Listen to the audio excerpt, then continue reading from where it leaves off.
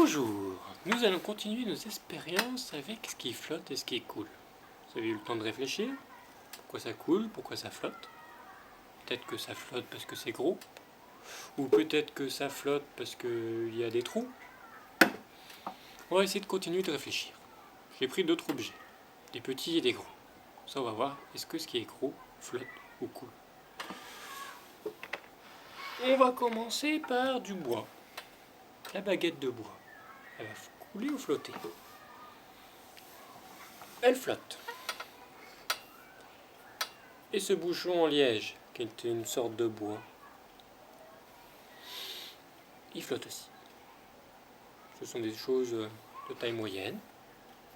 Regardons cette grande paille. Elle va couler ou flotter à votre avis? Elle flotte, comme le bois.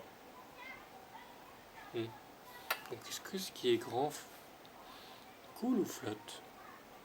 Je dirais que ça flotte. On va essayer cet aimant, ce jeu d'aimant. S'il est grand, il devrait flotter. Ah non, il coule.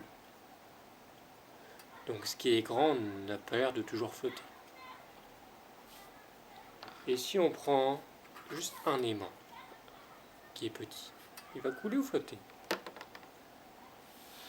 Il coule, lui aussi, comme le grand, qu'il soit grand ou petit. Il a l'air de couler. Donc pour l'aimant, ça ne change pas grand-chose. Cette bille qui est toute petite, elle coule. C'est une bille en verre. Et cette bille-là, c'est une bille en papier. Regardons bien. Elle a l'air de flotter.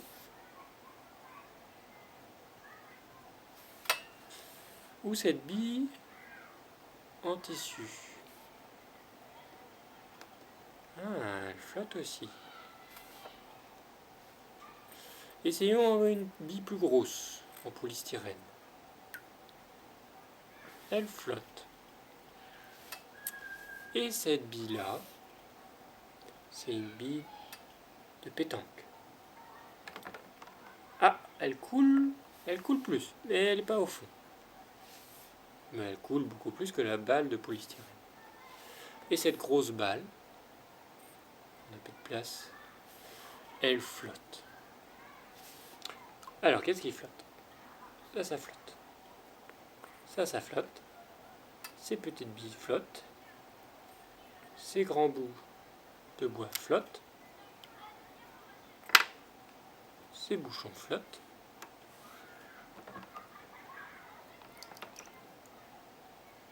Cette grosse bille, elle coule. Elle coule. Hop, elle flotte. La petite bille de verre coule. Le jeu d'aimant, il coule. Le petit aimant, il coule. Donc on a différents objets qui flottent ici. Ça n'a pas l'air d'être parce qu'ils sont gros ou petits. Ça n'a pas l'air de changer beaucoup. Même s'ils sont longs ou fins. Et dans ce qui coule, on a aussi des petits et des gros. Donc la taille ou la forme ne joue pas vraiment sur ce qui coule ou ce qui flotte. C'est pas déterminant. Il y a autre chose qui change. Pour bien le comprendre, je vous laisse essayer de réfléchir, de bien comprendre. Je vous montre une bouteille. Est-ce qu'elle va couler ou flotter si je la mets dans l'eau? Elle remonte, elle flotte. Même si on appuie, on sent que ça remonte toujours. Il y a de la force. Donc comment faire pour qu'elle coule, à votre avis? Est-ce que vous avez une idée? Qu'est-ce qu'on peut faire pour que cette bouteille coule?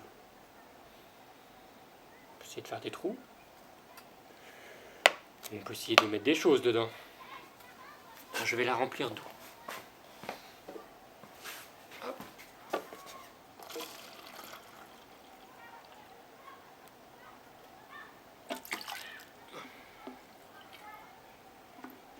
Voilà, elle est presque remplie d'eau. Je vais la faire. Qu'est-ce qui va se passer? Est-ce qu'elle va toujours flotter? Elle est au fond de l'eau. On a le rebord qui l'empêche de tomber, mais elle coule. Elle tomberont au fond de la mer. Elle tombe au fond de l'eau. Qu'est-ce qui s'est passé? Pourquoi cette bouteille qui flottait maintenant coule? Essayez de comprendre, tout seul. Je ne vous donne pas la réponse. Quelle est la différence qui fait qu'un objet coule ou flotte? Pour finir, je vais juste vous montrer un petit objet. Alors la pâte à fixe que j'avais,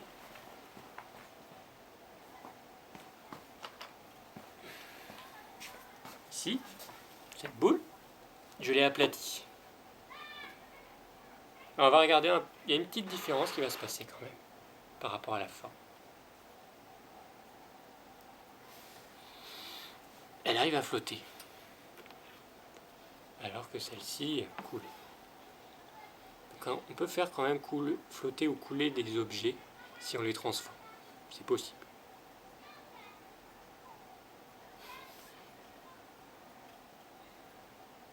Je vous laisse réfléchir. Essayez, n'hésitez pas à faire chez vous ces expériences pour bien comprendre, à bien voir les différents objets qui coulent et qui flottent. Faites-le chez vous. Vous pouvez vous amuser aussi à changer comme ça la forme pour voir selon la forme ce qui se passe. Et ça vous permettra de mieux comprendre les choses. Et ça vous apprendra à apprendre justement, apprendre à apprendre, apprendre à comprendre. Et ça c'est très important, surtout en sciences, pour s'améliorer et apprendre de nouvelles choses. J'espère que cette vidéo vous a plu. À très bientôt. Au revoir.